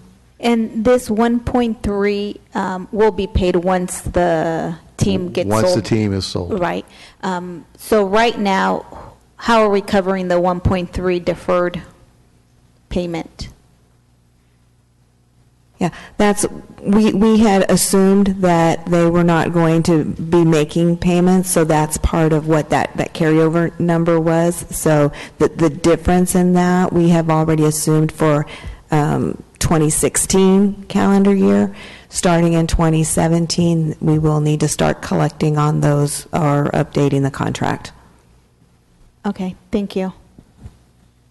Okay, the screen is clear. And, I guess the benefit of being the council president and the last person is that the issue's pretty well been gone over in great detail. So I have no further questions, and we'll continue with my brevity award each meeting.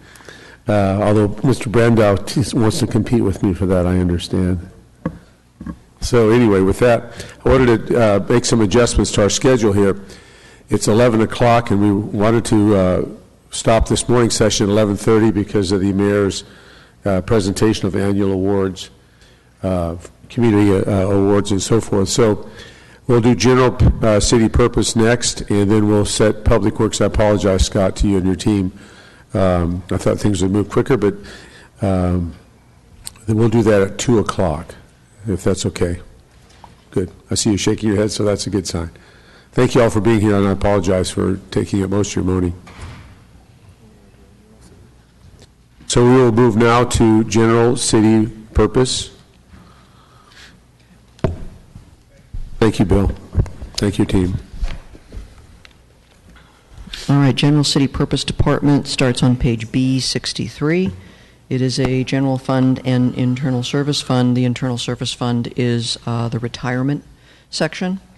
Its total budget is $42,115,000. And the positions that are contained within this department are 12.5 or 13 total positions. And again, those are all retirement positions. Those are the positions out of the retirement division. As far as intergovernmental relations, this department basically contains the general fund revenues. These were moved from the finance department to GCP in FY14. These include sales tax, property tax, business license. All of the general fund revenues are contained within this department. The reason for this was really twofold. One, it was to enable the readers to see a more accurate picture of the finance department because that's where it previously was. And second of all was to consolidate all the non-department specific revenues and appropriations in one location. Also contained within this department is the pension obligation bond payment. So that was added in FY15. Also a part of this is the RDA debt repayment. The reserve accounting is within this department, and so that has also been a part of this department's revenue. As far as expenditures for next year, the overall appropriations are decreasing due to the deletion of some one-time items in FY16. We had budgeted these joint use agreement funds of $1.2 million in this department. That was because we thought that we would be going outside the city for that program. It is now over in the Parks Department, so those monies have been moved. And also there was a contractual obligation to the zoo that has been paid in FY16, and so that amount is also, that was $1.5 million, and that is no longer contained in the budget for this department. Also contained within this was the industrial compatibility study, which I believe there has been a motion made to carry that funding over for next year, and so that will be done, but that money was also in here. Funding for FY17 has been included for the Youth Leadership Institute and the Summer Jobs Program. Both of those are funded in this department. Also, funding has been included to cover the election costs for FY17. And also the funding for the proposed Public Safety Fleet Division has been placed in this department because this was decided at the last minute. In future years, it will be split between police and fire. As far as staffing is concerned, there is only one addition or a couple of additions for the retirement office. They have proposed adding an investment officer and reinstating a senior admin clerk for next year. I believe Mr. Theller, the retirement administrator, is here, and I believe he can answer any questions concerning those particular additions. Thank you very much. We'll take it out to the public. Anyone in the community wish to come forward and take the opportunity to speak to us, now is your time. And perfect timing. Good morning. If you give us your name and address, and you'll have the floor. Yeah, Gabriela Mares, 2111 South Maple. We wanted to ask if, I know Public Works will be after lunch, so if there is community residents that would like to make public comment regarding identified infrastructure issues that have been definitely identified by community in Southeast Fresno, so we wanted to know if you guys would accept any comments at the moment. Let us proceed with this, and if we have time before 11:30, we would. Otherwise, we'd come back at 2 and have public comment after the initial presentation. Thank you. Does that help you? Thank you. You're welcome. Thank you. Okay.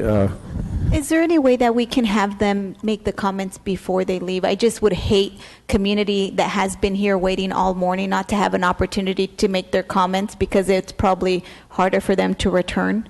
So if we wrap the general city purpose item quickly, I would actually ask my colleagues to allow them to make comments. I know that, for public to be here sitting for a couple hours, I think we should give them the time. Is that the pleasure of my colleagues? Well, if you could wait just a couple of minutes, and we'll give you an update. Please wait just 5 minutes, and we'll see. Thank you. Member Brandau. Jane, in this department, is this in general city purpose? Mm-hmm. Is that where EDC funding is contained? EDC funding, I believe, is in, yes, it is. And where is that on the line item? That will be, one moment, please. I'm on page 69. Does it? Excuse me, Jane, point of clarification. I believe the EDC funding is in the mayor's office under the enterprise zone funding. Oh, you moved it. Okay. Yeah. Yeah, it would. I mean, which line is it? Because it doesn't say EDC anywhere. No, it would probably be under the economic development infrastructure, the 24067. That would be on page, oh, I'm sorry. 24006. I'm sorry.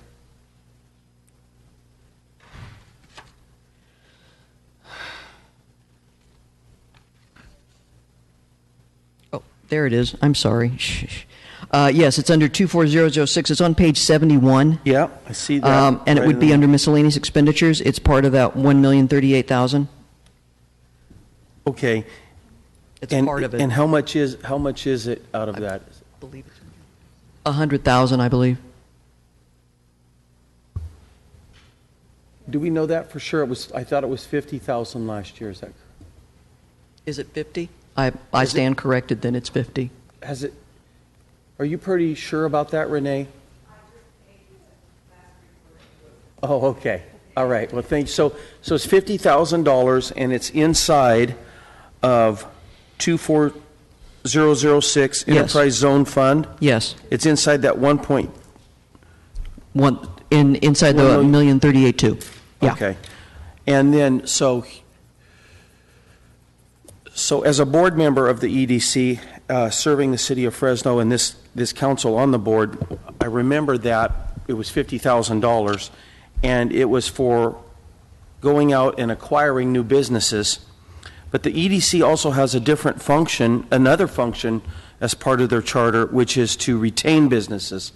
And I would like to today make a motion to add $50,000 to the current $50,000 to help retain business as well as attract business.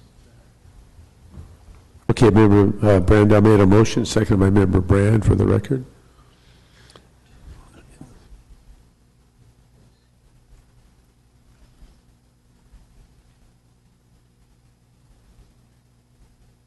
You're scrunching your eyes, Bruce.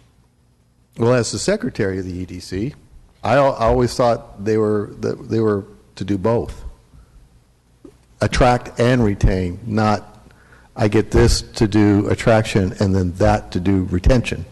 It's their charter, as I understand it, Yes. to help with both, which is why we've done I defer, the Economic Development Expansion Act, and a lot of other things. So again, it's your motion, but I'm a little No, I confused by agree. I know what you're delineating saying. between the role, because it's kind of encompassing. They've always had the- this dual purpose, right? Yes. But they've really expanded their retention services in about the last 18 months. So that's been real valuable in this economy to retain. So I would just like to add $50,000 to the budget that we spend with them to help them acquire and retain.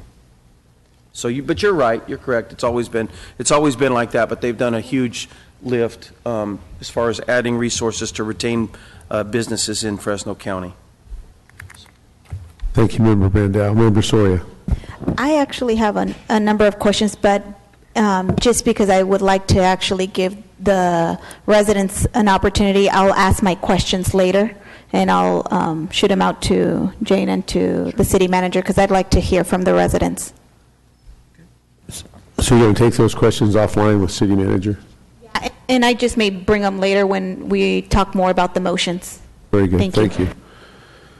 Okay, that would pretty much conclude our general city purpose, and we'll go to Public Works Department for public comment only, and we'll open that up at this time.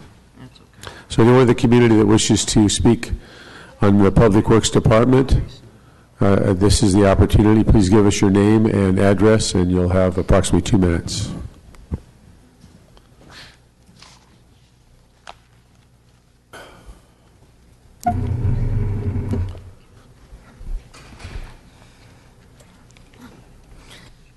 Good morning, council members, and thank you for hearing us at this time.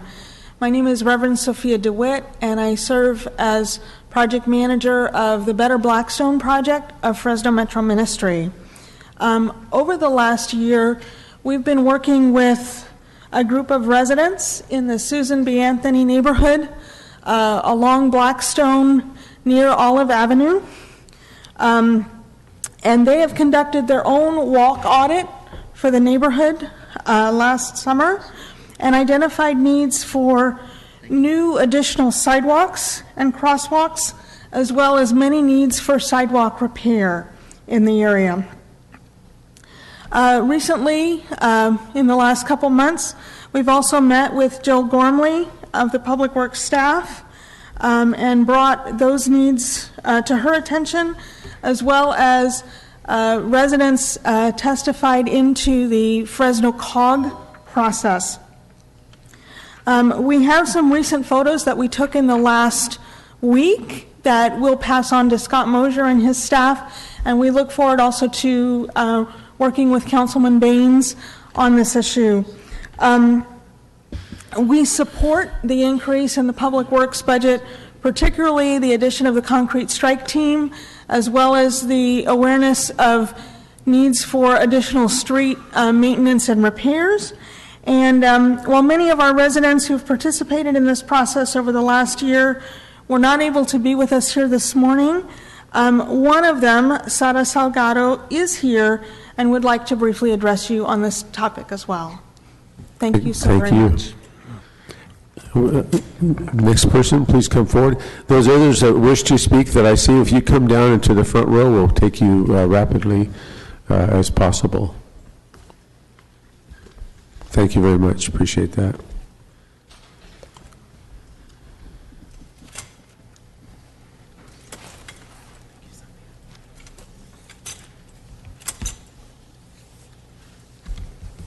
Good morning. If you'll give us your name and address, we'd appreciate that. Buenos días, mi nombre es Sara Salgado. Vivo en la vecindad de la Susan B. Anthony. También soy del proyecto del Better Blackstone.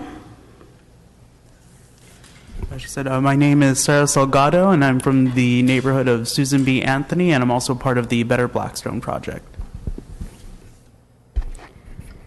Si aprueban el aumento del presupuesto para el Departamento de Trabajos Públicos, podremos mejorar las calles para los que caminan y los deshabilitados.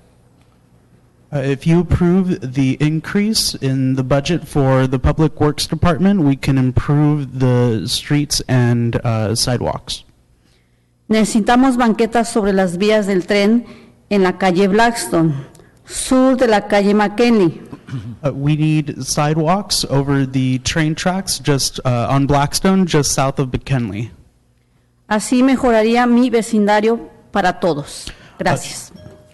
This way we can make my neighborhood better for everyone. Thank you. Thank you very much. Anyone else from the community wish to come forward?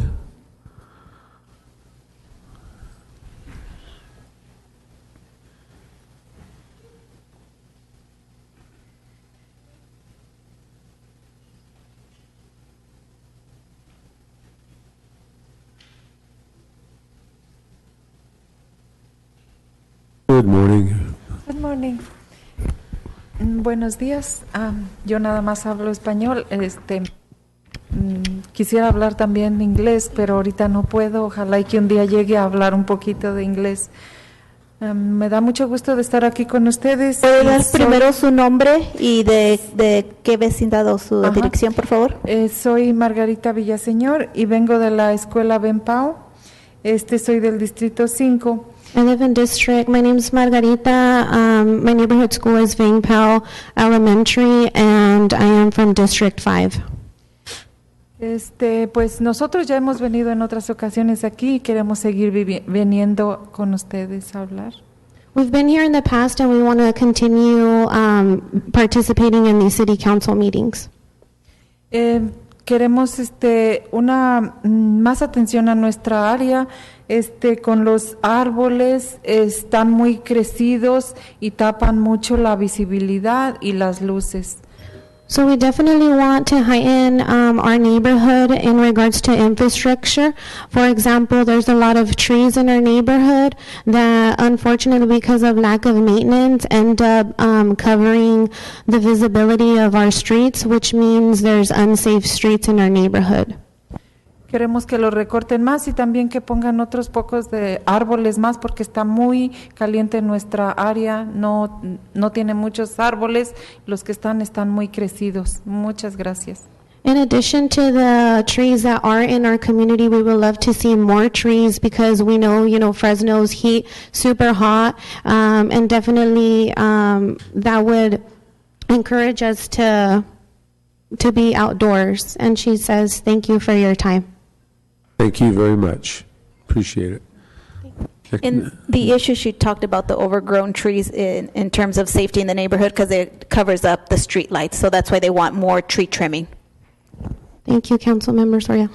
Good morning. Buenos días, mi nombre es Excuse me, Vargas. Councilmember, if you can just get me the address, I can make that happen next week. Perfect. Señora Margarita, si nos podría dar su información de su dirección. Dice el manejador de la ciudad, Bruce, que ellos pueden ir a la vecindad a cortar los árboles.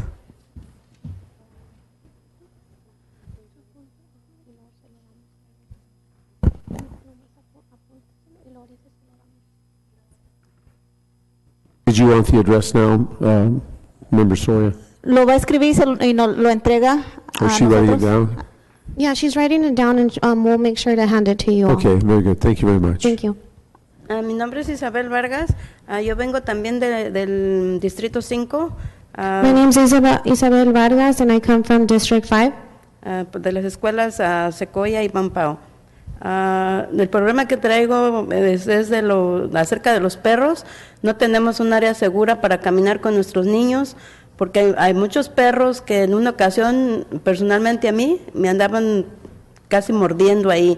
Entonces, So the issue here that I have today is that there are a lot of loose dogs in my community. Not a lot of safe places for us to walk our kids, and creating safety hazards around my community. Entonces yo lo que me pregunto, si a mí, siendo una persona adulta, me andaban tratando de morder, ¿qué esperamos con nuestros niños cuando salen de la escuela? Se topan con un animal ahí, sí, los van a morder. So I share a personal experience with you all today. Walking from Vang Pao Elementary to Roosevelt High, I encountered a few loose dogs that were this close in attacking me. And I bring to you all that the concern is, as our kids are walking to school, in these situations, it definitely creates unsafe routes to school for our students here in these districts. Y es lo que quisiera pedirles, un poco más de quizás fondos para la SPCA, porque yo traté de hablar con ellos y nunca me contestaron, y es un problema con eso. Y ese es mi problema, y gracias.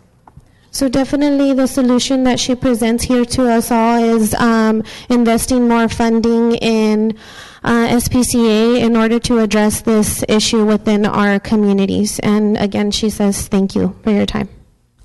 Thank you very much. Señora Isabel, nomás quería añadirle que nosotros ponemos 3.6 millones de fondos para el SPCA. Necesitamos averiguar qué está pasando, por qué no se están respondiendo, porque nosotros pensamos que esos fondos son suficientes para que ellos provean servicios a nuestra ciudad. So necesitamos averiguar qué está pasando y por qué no están escuchando cuando llaman.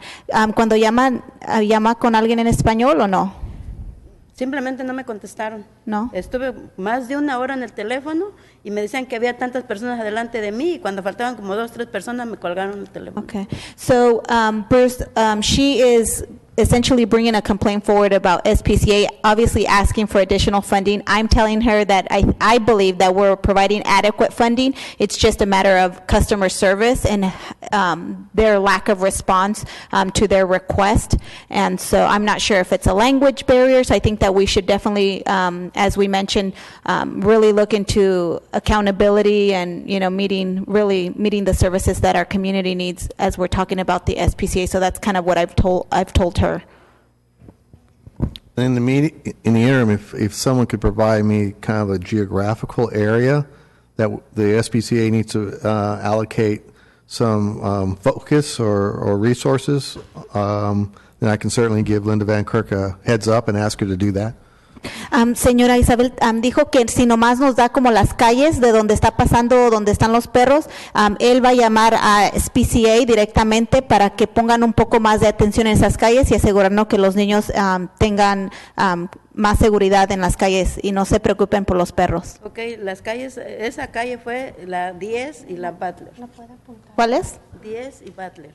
10 y Butler. So on 10th and Butler, specifically that area.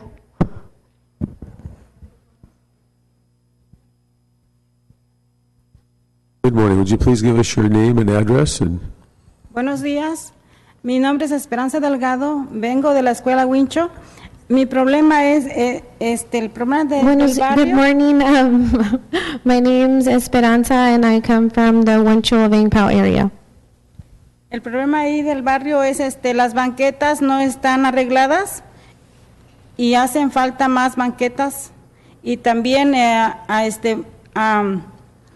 como las que van en silla de ruedas, los deshabilitados, también falta eso que pongan. So her concern here today is the lack of infrastructure in our sidewalks, again, in these districts, District 7, District 5, and Southeast Fresno.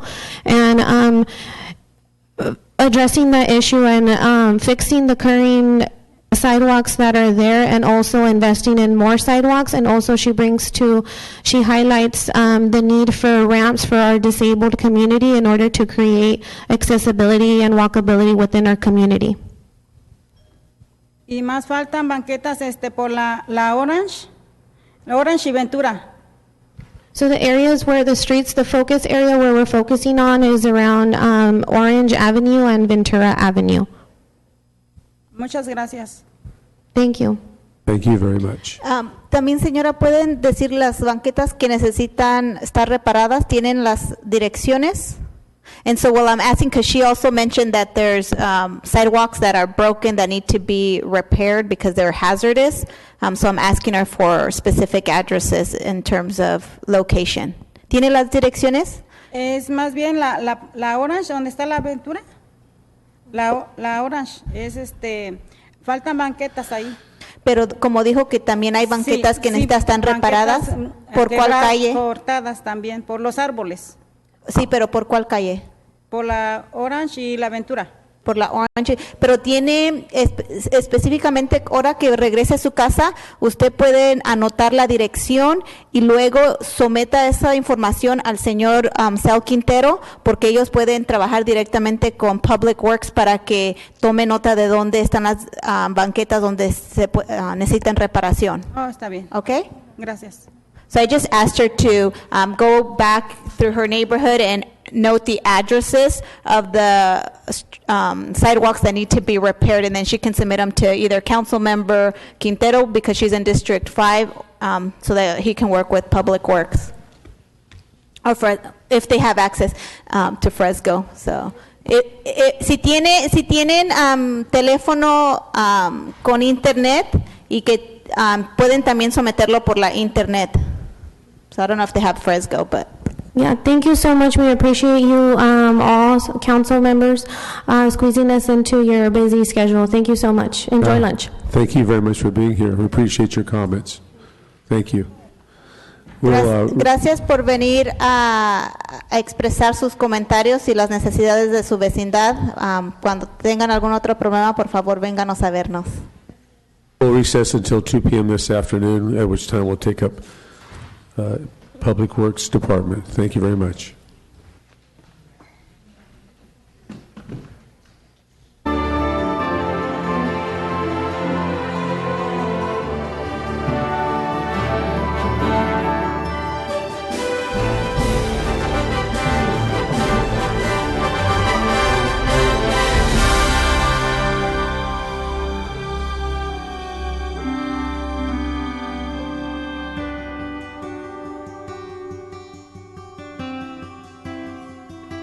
Okay, folks, it's 2:27, and we can resume our budget hearings, except we don't have a quorum, which creates an issue for us. And so what we're going to do tomorrow, it's scheduled 2 o'clock for overflow. So we haven't got to the over part, but we'll continue the flow tomorrow at 2 o'clock. And I apologize to you guys for being here most of the day, and we got off schedule. I know your time is very valuable. So with that, we will set over the DPU, I'm sorry, Public Works, and what was the one, Esmeralda, that you asked about? General City Purposes. She had a couple of questions. Did you want to do the questions for General City Purpose? Because I don't think, Scott's not here yet for Public Works. We don't have, yeah, so we only have 3. Sorry. City Manager, do you have input? Looks like you. your vast 37 years of experience. That'd be 40. You want to give me a proxy? I'd love to do that. Okay. He's got an appointment. Do you need a quorum So, to ask questions? regretfully, we'll have to set this over till tomorrow at 2, and hopefully we have a quick agenda so we can get to the items quickly tomorrow. And we're really anxious for your presentation. This is one of the exciting ones. So thank you very much. We'll adjourn until tomorrow at 2 o'clock. But remember, Thursday. Yeah. So tomorrow we'll have a regular council meeting that starts at 1:30, but we will work this in. So. Okay. I know. Yeah, okay. We have a quorum. Unless Lee's got to leave.